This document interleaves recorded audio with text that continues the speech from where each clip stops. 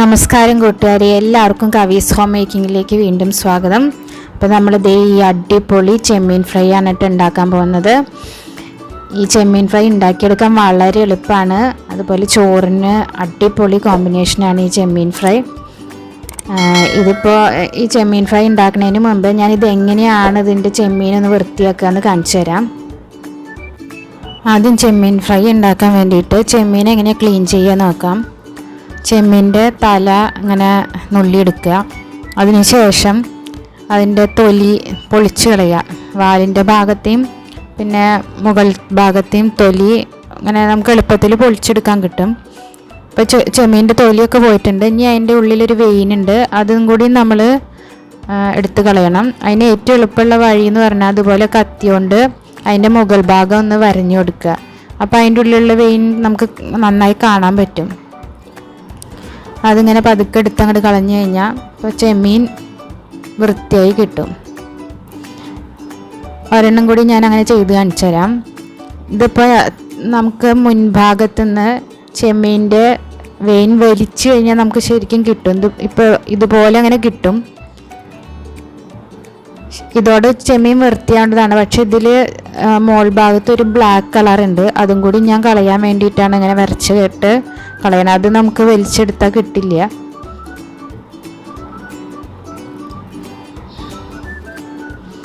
രണ്ടിലൊരു black കളറിലൊരു സാധനം, അതും കൂടിയും ക്ലീൻ ചെയ്യുക. ഇപ്പോൾ ചെമ്മീൻ വൃത്തിയായിട്ടുണ്ട്. ഞാൻ ഒരെണ്ണം കൂടിയും കാണിച്ചു തരാം. തല നുള്ളി കളയുക. തൊലി വാലിൻ്റെ ഭാഗത്ത് ഇങ്ങനെ വലിച്ചാൽ കിട്ടും.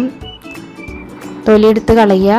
അതിന് ശേഷം ഉള്ളിൽ നിന്ന് ആ വെയിൻ ഇങ്ങനെ പതുക്കെ വലിച്ചെടുക്കുക, അല്ലെങ്കിൽ പൊട്ടി പോട്ടുക. അപ്പോൾ അത് ക്ലീൻ ചെയ്തിട്ടുണ്ട്.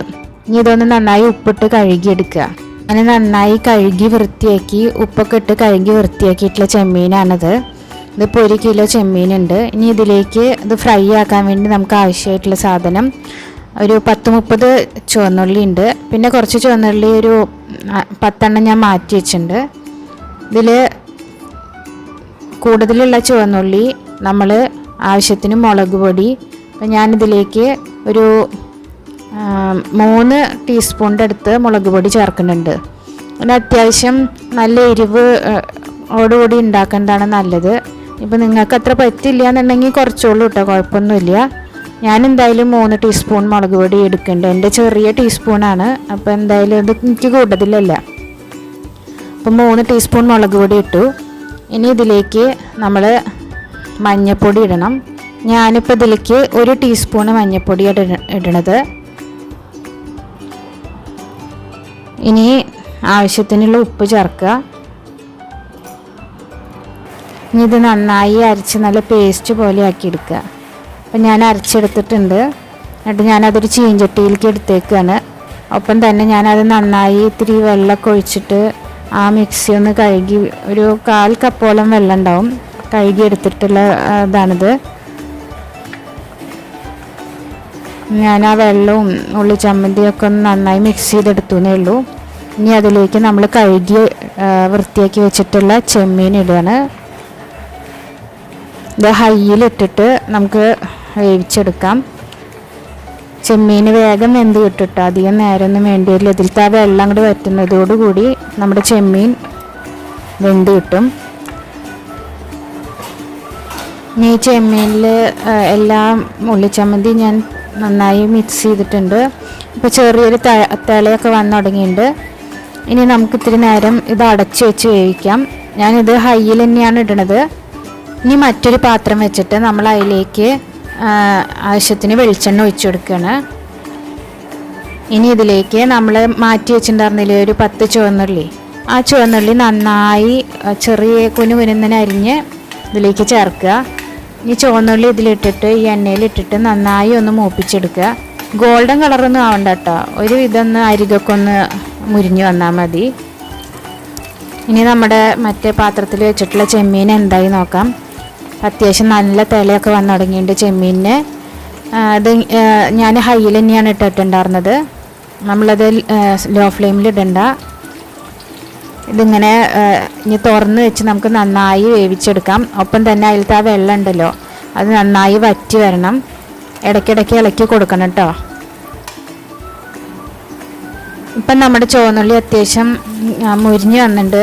ഇനി ഞാനിതിലേക്ക് ഒരു നാളികേരത്തിൻ്റെ പകുതി, അതായത് ഒരു മുറി നാളികേരം നന്നായി ചിരകി എടുത്തിട്ട് ഇട്ടേക്കാണ്. ഇത് നന്നായി ഒന്ന് ഡ്രൈ ആയി വരണം. നാളികേരം അതായത് നമ്മൾ അങ്ങനെ ഗോൾഡൻ നിറം അല്ലെങ്കിൽ ബ്രൗൺ നിറമൊന്നും ആവേണ്ട ആവശ്യമില്ല. അതിൻ്റെ ആ വെള്ളമൊക്കെ ഒന്ന് വറ്റി ഒന്ന് നന്നായി ഡ്രൈ ആയി വന്നാൽ മതി. അതിനിടയ്ക്ക് തന്നെ നമ്മൾ ആ ചെമ്മീൻ നമ്മൾ വേവിക്കാൻ വെച്ചിട്ടില്ലേ അതും ഒന്ന് ഇളക്കി കൊടുക്കുക.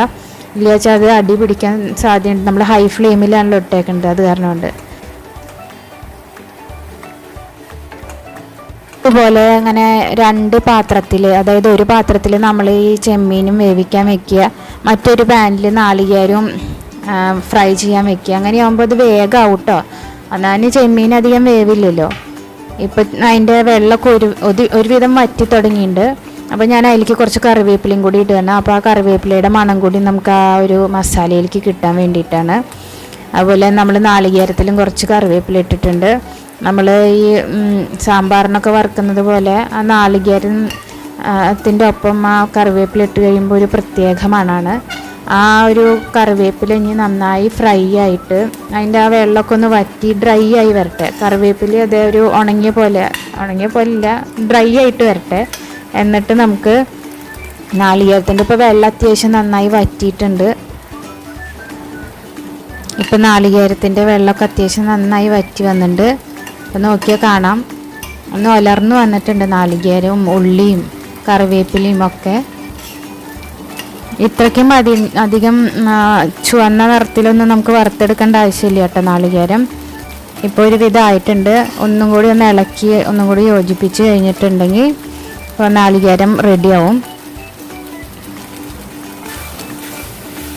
അപ്പം നമ്മുടെ ചെമ്മീൻ വെള്ളമൊക്കെ വറ്റി വന്നിട്ടുണ്ട്. എൻ്റെ സ്റ്റീലിൻ്റെ പാനായതുകൊണ്ട് അടിയിൽ കുറച്ച് പിടിച്ചു തുടങ്ങി, കാരണം തീരെ വെള്ളമില്ലല്ലോ, അത് കാരണം കൊണ്ടാണ്.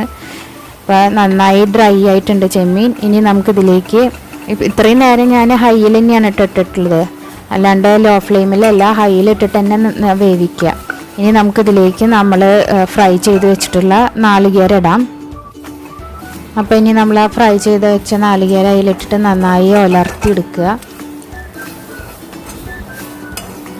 ഇത് അടിപൊളി ടേസ്റ്റുള്ളൊരു ചെമ്മീൻ ഫ്രൈ ആണ്. വളരെ എളുപ്പമാണ് ഉണ്ടാക്കിയെടുക്കാൻ. അപ്പം നിങ്ങളെല്ലാവരും അത് ഉണ്ടാക്കി വെക്കുക. ഞാനിതൊരു ഫ്ലെയിം ഓഫ് ചെയ്തിട്ടില്ല. ഒന്ന് നന്നായി നാളികേരവും ചെമ്മീനും ഇതൊക്കെ കൂടി നന്നായി മിക്സ് ചെയ്ത് വന്നാൽ നമുക്ക് ഫ്ലെയിം ഓഫ് ചെയ്യാം. ഇപ്പോൾ എല്ലാം നന്നായി മിക്സായി വന്നിട്ടുണ്ട്.